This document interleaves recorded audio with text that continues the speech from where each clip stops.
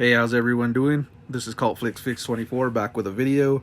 It's going to be my top 10 list of horror films for 2022. This is just my opinion, guys. And there's going to be also 3 honorable mentions that'll be talked about before. And it's been a pretty good year for horror, so I'm pretty excited to get into this. So everyone sit back, relax, and let's get into this top 10 of horror films here for 2022, guys. Okay, my first honorable mention is going to be 2022's Dark Glasses. This is the return of the maestro Dario Argento after 20-some years, and he came back with this film. On my first watch, I wasn't really sold on it. It took me a few watches to get completely on board with this, but it has grown on me, and I'm enjoying it now. It does have some bloody good time to it and like a Jello-X twist to it, so my first honorable mention is going to be 2022's Dark Glasses by Argento. Honorable mention number 2 is going to be Black Phone with Ethan Hawke. This was a film I was looking a lot forward to. I did watch it, and I did like it. I did not hate this film, but it fell a little short for me. I like Sinister better from this director, but this one is not bad. It's just a May film to me, and it did deliver an atmosphere, but a lot of other stuff was, like I said, a little short for me. So that's my second honorable mention, 2022's Black Phone. Third honorable mention is going to be Nope. This is a Jordan Peele film. I've been enjoying every film that he's been putting out, and this one included. Didn't disappoint. This is a different twist on the alien genre, and I did like it. I thought it was put together really well. It had a lot of fun to it, and I liked the different take on the alien of this film. But yeah, this one was a fun watch, and I have it at honorable mention number 3. I think this is the perfect spot for it, 2022's Nope. Now we get into the top 10, guys. So we're going to go at number 10 with Hellraiser. This is the reimagining of it. I did like this film. I thought it was put together pretty well. It gave you that Hellraiser vibe from the older ones.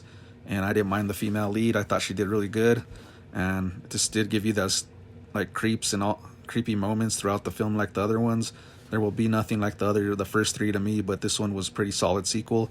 So I have it at number 10, 2022's Hellraiser. At number 9, we're going to go with Texas Chainsaw Massacre. This is like a sequel coming off the original. And this was a film I was really worried about. I actually didn't care about seeing it. And then I got curious and I watched it. And I enjoyed it. I thought it was a bloody good time. And I thought they did this well with the setting and having Leatherface with a brand new look to him. And definitely the gore did not disappoint in this one. So a lot of fun on this slasher for the 2022 Texas Chainsaw Massacre here. Okay, and at number 8 is Barbarian. This film was pretty entertaining. It did have a good mystery to it. Kept me guessing what was going on, and then it just breaks out towards a little past the half point. This trope has been done before. We've seen it like People Under the Stairs, for example, which is a better film. But this one still was highly entertaining, and I did like it. The ending could have been better, but still a lot of fun. So that's 2022's Barbarian, and at number 8. And at number 7 is Christmas Bloody Christmas. I did watch this on Shudder, and this was entertaining. It's like a B-movie Terminator style. It does take a while to pick up, and it does have some kind of annoying dialogue, but it does give you that Rob Zombie feel as well throughout the film. But yeah, I like this idea of a robot Santa just terrorizing people, and a lot of gore in this one as well. So I did enjoy this. 2022's Christmas Bloody Christmas at number 7. And at number 6 is Smile. This one was a pleasant surprise. I was a little worried on this because it got a lot of hype coming out, but it does have some creepy atmosphere in it, and that smile just stays creepy on people. I did like the concept of it, and the little twist at the end was pretty good. I didn't mind that, and I genuinely stayed creeped out throughout this film, and the ending was pretty satisfying. So number 6, we're going to have the movie Smile from 2022. And at number 5 is the sequel Prey. This is like a prequel to Predator. This one was good, man. I really liked the atmosphere. There is some CGI that kind of got to me in this film, but it was done really well. I did like the concept and ideas, and it kept me entertained throughout. I heard some craziness that this was better than the original. No way in hell this is better than the original. But this was entertaining.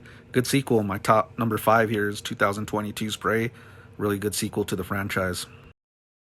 And at number 4 is going to be Scream. I think this is the most anticipated sequel that horror fans are waiting for. I am a fan of the franchise Scream. It's not my favorite. I prefer Nightmare on Elm Street more from Wes Craven. But this was done really well, put together good, and I like that they brought the cast members back, and you got your little twist coming back to the original and all that.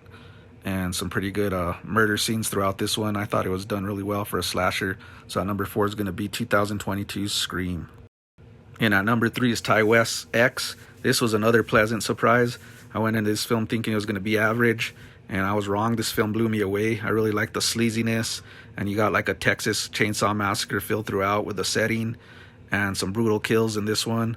I like the weirdness. There's some odd dialogue in it and story-wise, but really impressed me. This is one of my favorite horror films of 2022. That's why I have it at number 3. It's going to be 2022's X. And at number 2 is going to be The Sadness. This was released in 2021, but I'm counting it on this year because I watched it this year for the first time. So just going by that list, how I watched it. But this was a fun film, gore fest throughout, sleaziness, hardcore violence, blood and guts, man. And you get like an infectious film like I've been wanting to see for a long time. I like these films, and this one definitely delivers. It's Asian cinema at its best. So I was highly impressed with The Sadness at number 2 from 2022. So in at number 1 is going to be Terrifier 2.